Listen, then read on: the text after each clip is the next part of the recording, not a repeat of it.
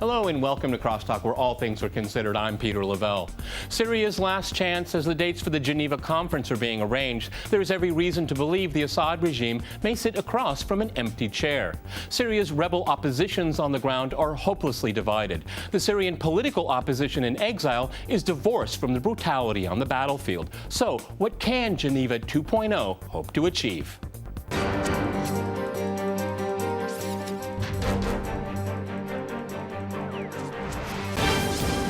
To CrossTalk Geneva 2.0, I'm joined by Hillary Leverett in Washington. She is a professor of international relations at the American University and author of the new book, Going to Tehran. And in New York, we cross to Richard Murphy. He is a former U.S. ambassador to Syria and currently adjunct scholar at the Middle East Institute in Washington. All right, CrossTalk rules in effect. That means you can jump in anytime you want, and I very much encourage it. Hillary, if I can go to you first in Washington, dates are being set, but who's going to show up? The Assad regime has made it very clear that they would like to show up, but who's going to be across the table? And are there enough chairs for them, even if they wanted to show up? Well, clearly there's a problem with the opposition, but there's been a problem with the opposition for over 2 years. There's never been a coherent opposition. There have always been problems with it. There have always been problems with their foreign backers from the beginning. What I think would be useful is if a conference went forward with all parties who could come unconditionally without preconditions. It doesn't have to be a make nice, make peace between the Assad government and members of the opposition. There can be other things that can be done among neighbors, external powers, to support a reconstruction in Syria and conflict resolution. But as we speak right now, some of the opposition groups are saying, if other groups go, we won't talk to you ever again, or we'll block any kind of initiative. I mean, it's even within the opposition itself. It's just not about Assad. It's about, if you show up, we're not going to talk to you. So it creates even more division. So, I mean, I think Geneva 2.0 is the best idea out there, but it seems very impractical right now. Well, you know, power has a funny thing happens with power at the end of the day. When there is a table, when there are people there, when things are being decided, seats are being allocated, the pie is being split, people will show up. That's the experience. I worked with the UN envoy, Lakhdar Brahimi, on prior conflicts in Afghanistan, Iraq, Lebanon, and that's what happens. First, everyone says they're not going to come, and then people who actually want to participate, want a piece of the pie, they show up. They may not represent the majority of the population, but they show up if they want to be involved in an on-the-ground political project. We know that Assad will show up. We know that some of the neighbors will show up. We know Iran has said they'd come unconditionally, Russia, the United States. So there will be seats at the table. Whether, you know, al-Qaeda, the Nusra Front comes or not is not really my top priority. Okay, Richard, that brings up a very good point. Does the international community want these people that are considered terrorists or jihadists to actually sit at that table? Should they have a place at the table? We don't want any dealings with groups that are directly tied to al-Qaeda. I think that much is clear. What is unclear is the line between a Qaeda-commanded, led group and those who are sympathetic but can be brought to the table to discuss the future of Syria. Qaeda is not interested in the future of Syria. It's interested in a transnational Islamic state. So they're not interested in this kind of talks anyway. They are respected in the rebel ranks as serious fighters, well-funded, well-armed, dedicated. But many of the rebels just don't see a future for al-Qaeda in Syria. They want their own country. Well, it's very interesting, Hillary, if we look at some of these foreign fighters, up to 10,000, there are some estimates, and even more fighters in Syria now than there were ever in Afghanistan. And the civil war in Syria has only been going on for 2 years. I mean, are these people fighting for Syria? What are they doing there? And does anybody outside the exiles, can they control them in any shape or form? I think clearly they cannot control them. We've seen over the past 2 years that the so-called London 11 can't control them. Their sponsors, Saudi Arabia and Qatar, can't control them. I think they are not listening to any outside backer for the benefit of Syria. They're there very much for themselves, whether it's for a pan-Islamic state or whether it's just for their own various criminal rings. We don't really know, and I don't think we should be so concerned. We should focus on power sharing, conflict resolution, and reconstruction in Syria. Syria, whether anybody from the opposition comes or not. That's what we did with Afghanistan. We weren't inviting the Taliban to the table right away. They can come after there is a reconstruction, after you stand up a new political situation. And I think the Assad government is very much not only probably a part of it, but leads that. And if others can be brought in, we should be encouraging that. But to hold up the battlefield, to have more people die on the battlefield because of our fantasy of what people in the opposition will bring to the table is not only inhumane, but it is strategically, it's strategic malpractice. We are creating a huge problem among the neighbors of Syria and throughout the region. Richard, anyone that goes in the opposition to sit across from the Assad people, they're going to have to look over their shoulder, aren't they? Because the commanders on the ground, they're calling the shots. They're not listening to anybody in London or Washington or Brussels or Istanbul. They have their own game to play, and this is the poverty of the whole situation. Because I've listened to all these people in exile. You know, some of them live close to Langley, Virginia. Okay, I mean, who are these people to be talking about the future of Syria? They have their views, some of them very eloquent and persuasive, but you're right, there's a gulf between them as a whole and the fighters inside who disdain advice coming from those living in comfort, as they describe it, in five-star foreign hotels. I don't disagree with what Hillary said at all on getting going. My question is, what can Assad bring, his people bring to the table to persuade those who do attend that the future is open? It's not predestined that he is going to be the forever president of Syria. And it's not enough just to say, well, we'll have a free election and let the people decide, because the history of Syrian elections over the last 5 decades has been that Assads do not lose elections. Hillary, can you speak to that? Because we had the Secretary of State. Yeah. We had the Secretary of State just say hours ago that Assad has no future in Syria, shouldn't think about re-election in 2014. I mean, who the hell is the Secretary of State to say who should be leading the Syrian state and who should vote for whom there? I mean, again, it looks like the Americans are sabotaging this by determining outcomes before people even sit down and talk, if they want to talk at all. Yes, it's unfortunate because not only is the American side insisting on preconditions, they're insisting on pre-results, which has doomed a negotiated process for the past 2 years and has directly contributed to this atrocious outcome, not only in human terms, but in strategic terms, not just for Syria, but for the United States as well. It is really, I think, strategic malpractice, as I said before. But I think Ambassador Murphy's points are right. Just to call an election with Assad running, the history of that for Syrians has not worked. So I think what we have a really good asset with Lakhdar Brahimi here at the UN, at the table, trying to organize this. What he did for Lebanon, what he did for Afghanistan, what he did for Iraq, for Somalia, for Haiti, was he didn't just say, call an election, pretend that one man, one vote is going to take care of the political problems here. No, what he did in each one of those other conflicts was he essentially weighed the vote. So in Lebanon today, it's not one man, one vote. There's power sharing.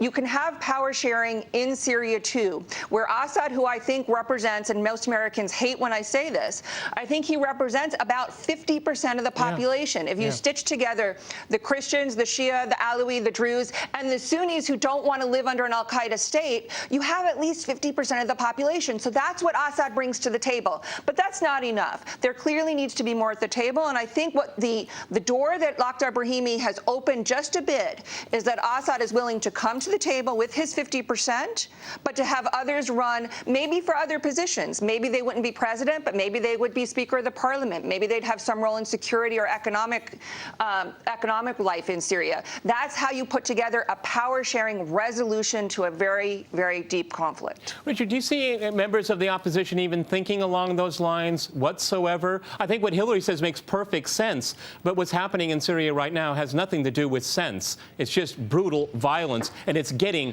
worse. I don't sense, I'm not in direct contact with opposition figures, but I don't sense any trust throughout the opposition community that they can deal with a situation where Assad is there and saying, you can run for speaker, you can run for head of security, should he bring himself to that point. There's just no trust. They've been in the wilderness long before there was the Arab Spring and the uprisings, the rebellion.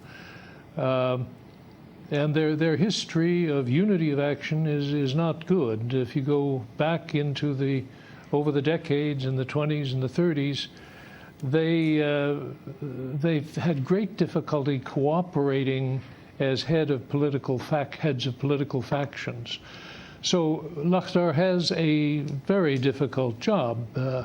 Saddam was dead when he had the results that he contributed to in Iraq, and I don't think that Karzai in Afghanistan has the image throughout Afghanistan that Assad has in Syria, so maybe the situations aren't directly comparable there. He's a man of great capabilities. Well, he's proven that. It's a different setup that he's dealing with. Yeah. Okay. Hillary, can you speak to that? Because, I mean, he looks like he's winning. He feels like he's winning now, honestly. Yeah, and I was just in Syria and Lebanon over the summer, right after the battle in Qusair, and clearly the Assad government is winning on the ground, which I think is making the various rebels, the armed militias on the ground, all right, Hillary, even I have more to jump in desperate. here. Hillary, Richard, I have to jump in here. We're going to go to a short break, and after that short break, we'll continue our discussion on Geneva 2.0. Stay with our team.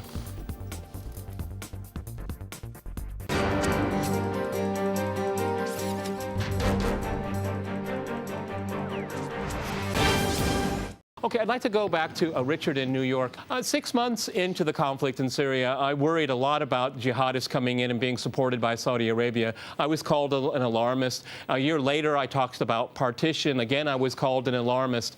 But what about partition? If we don't get some kind of resolution relatively soon, because civil wars, the longer they last, the worse the outcome usually. Is this a possibility that we could see the country partitioned? What does that mean for a rump state Syria, and what does that mean for the region as a whole? Well, if partition means setting up fully independent mini-states, if you will, out of the current body of Syria, I don't think that's a viable or desirable situation. Now, I'm personally banking on the history since the present boundaries were drawn during the First World War by the British and French, that a sense of identity and a sense of some pride in being Syrian is going to prevail. And what the negotiators, as they gather in Geneva, when they gather in Geneva, have to keep in mind that there's a possibility to rebuild that state. But the future of independent mini-states is suspect, and the problems of federation, which are possible between autonomous units, I suppose, will be very difficult to develop.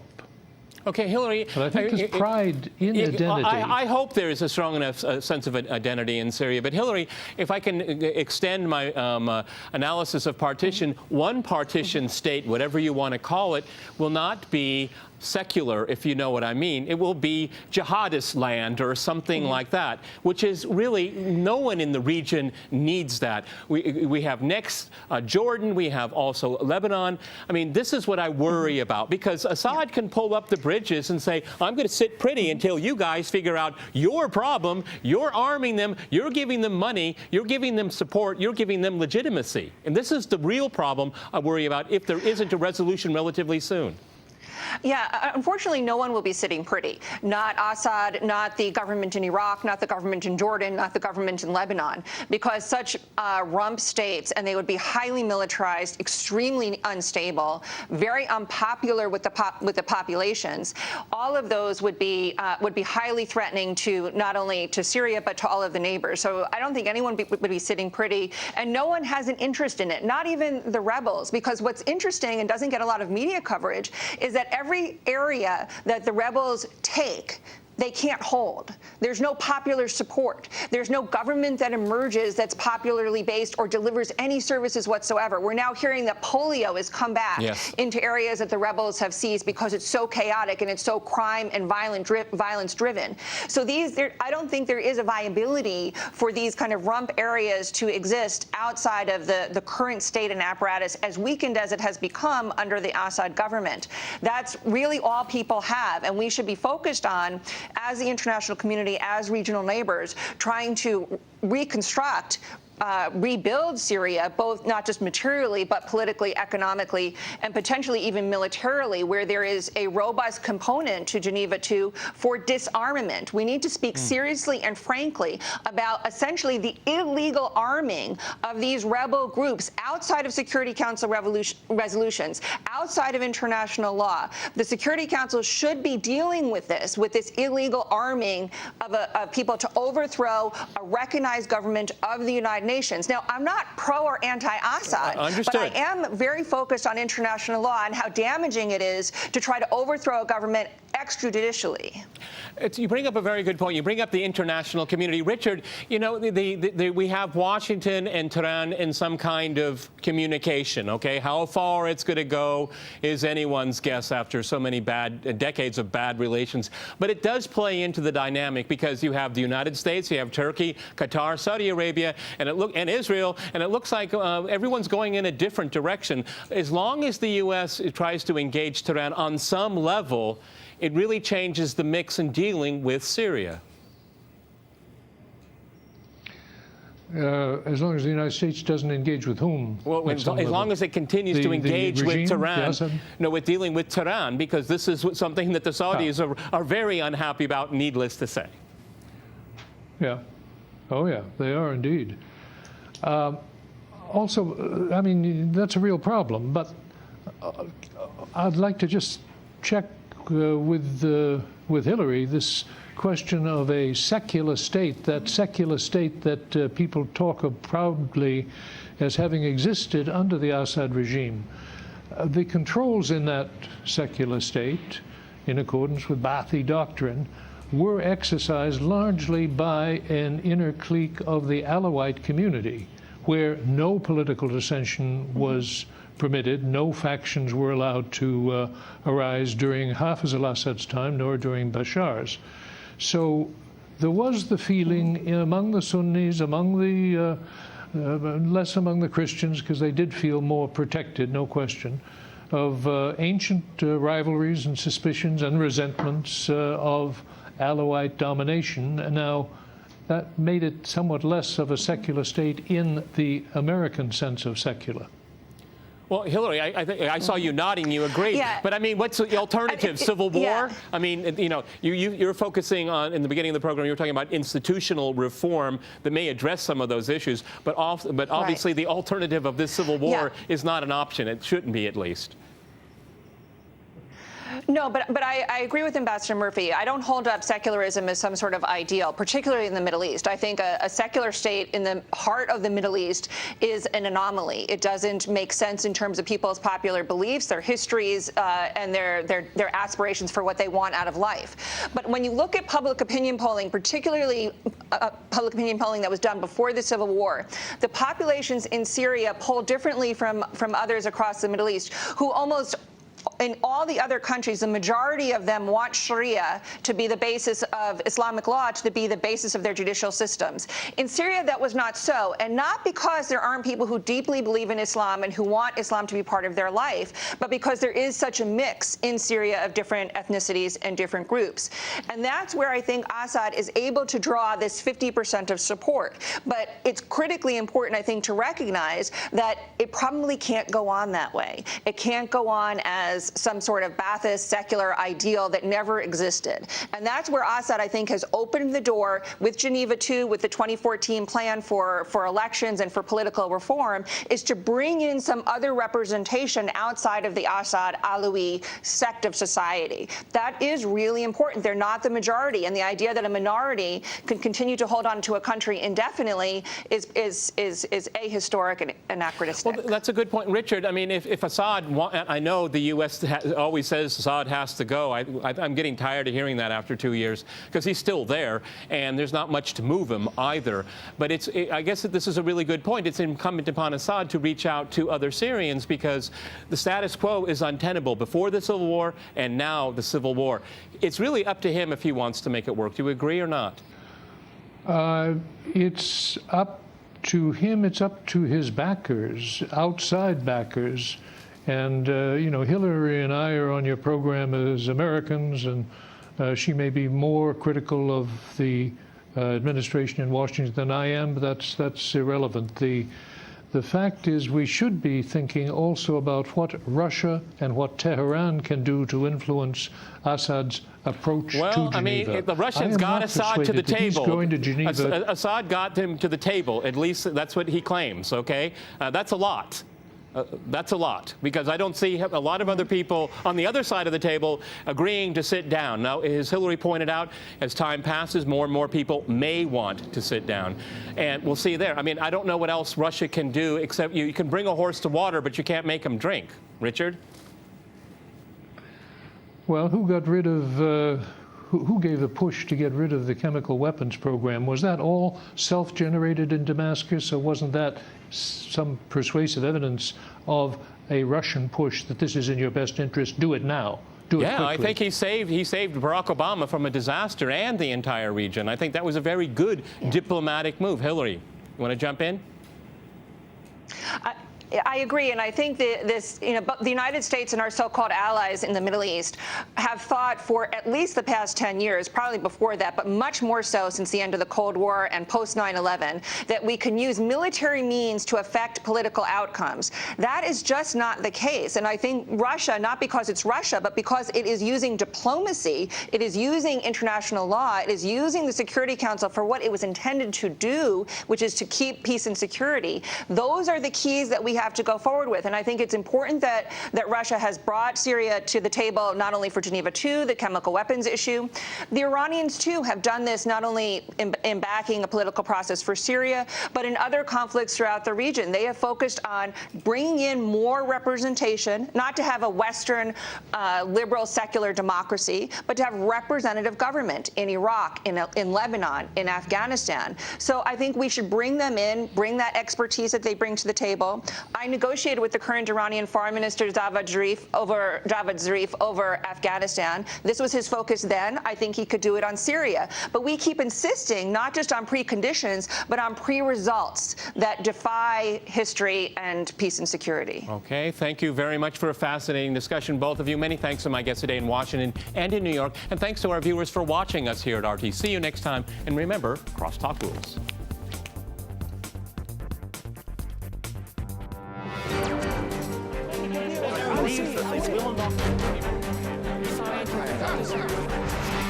I love you.